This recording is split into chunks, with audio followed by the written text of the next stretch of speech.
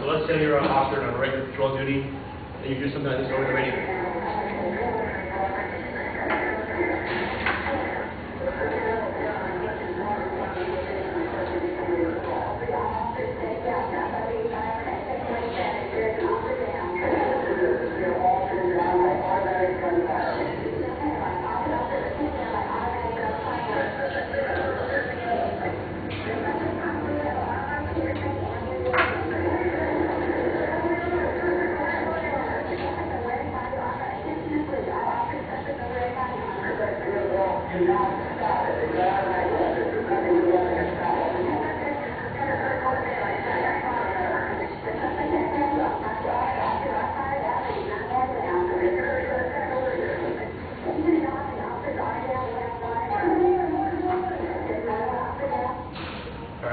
What you guys just heard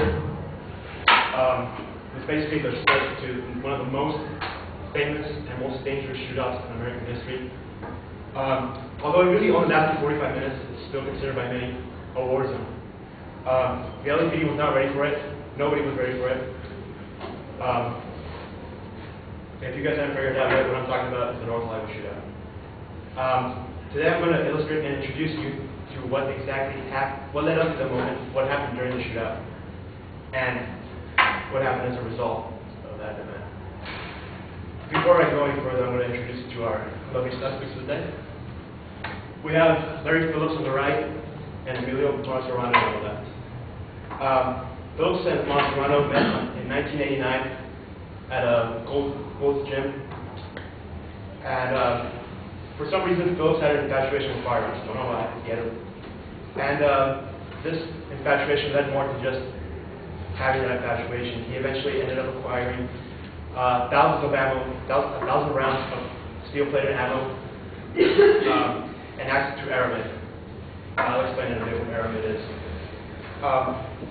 They were pulled over by a Glendale police officer a couple of days before they eventually started robbing banks.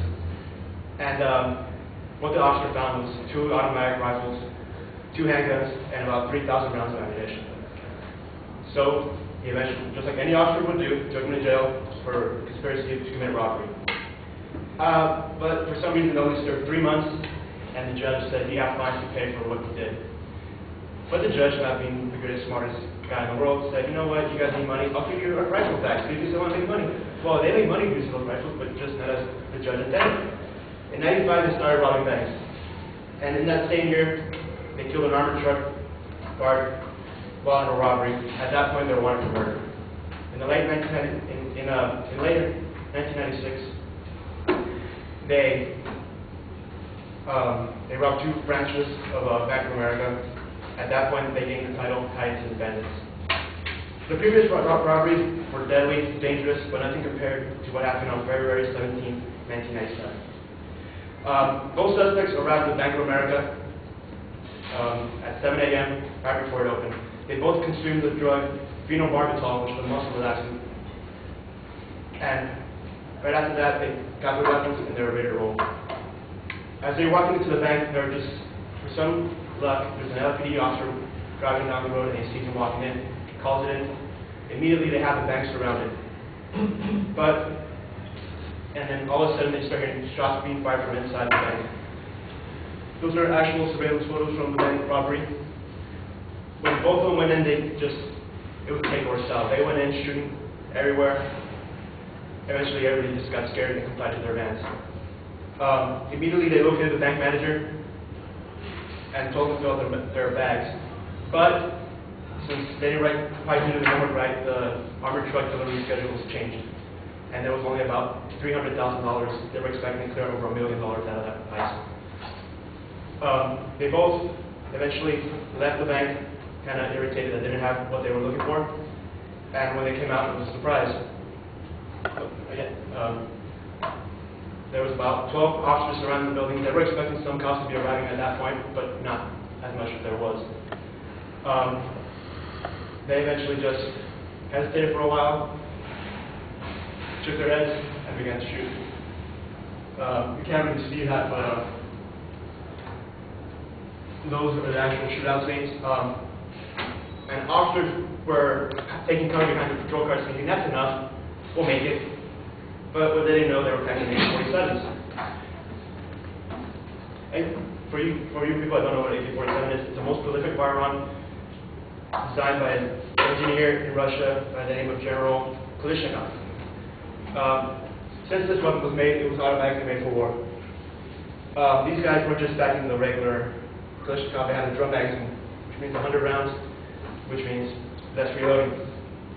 These cops were getting pinned down. They didn't know they had that, but they thought the patrol car was going to be enough for them to recover. But the AK fires a 7.62 by 39mm round, which easily goes through a patrol car. And it was going through the patrol car and through the vest of the officers who had Kevlar. But on those chances they did have to take a shot, they took a shot, but for some reason they weren't going down. They had body armor that made using a material called aramid. Aramid is just for its about an inch thick piece, it's 5 times stronger than steel. They made body armors entirely out of that, from neck to toe, and had trauma plates covering their vital organs for it's pretty much a steel plate. They were getting shot, they were not going down. Eventually, SWAT shows up 20 minutes later, but by that time, they were already on the roll. And officers were obviously outgunned, so eventually, before SWAT arrived, they started going to local gun stores and saying, I need something to pierce body armor, give it to me now. And they did. But eventually, by the time those guns were deployed, SWAT arrives, and those guys were on the roll. They started leaving the bank with Phillips covering, Marciano driving, and they were just shooting all the way. Cops were trying to shoot them, they were not going down. Eventually, they split up for some reason. Phillips keeps on walking by himself.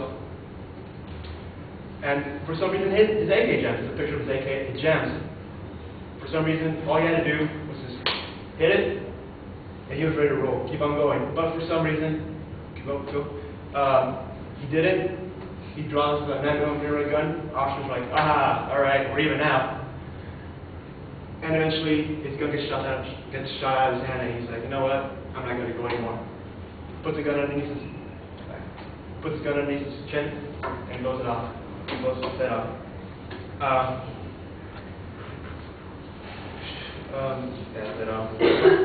But what about his partner? Marciano was still on the roll. As you can see, he tried to hijack his pickup truck, but once he realized that the keys weren't in the truck, he kind of panicked. LAPD SWAT shows up at that moment, and he engaged in a 2-minute firefight. Eventually, the officer, being smart, knew that his feet weren't wearing any body armor, and it shoot his legs off. That eventually, he succumbs to the blood trauma of that, and he dies.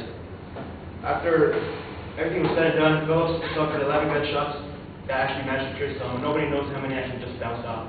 11 pierces rounds, and Marciano, which is the guy lying there, suffered 29 shots that pierced his armor. After all the guns went quiet, 10 police officers were injured, 7 civilians were injured, but surprisingly, not one person died. The only people that died were the 2 bank robbers.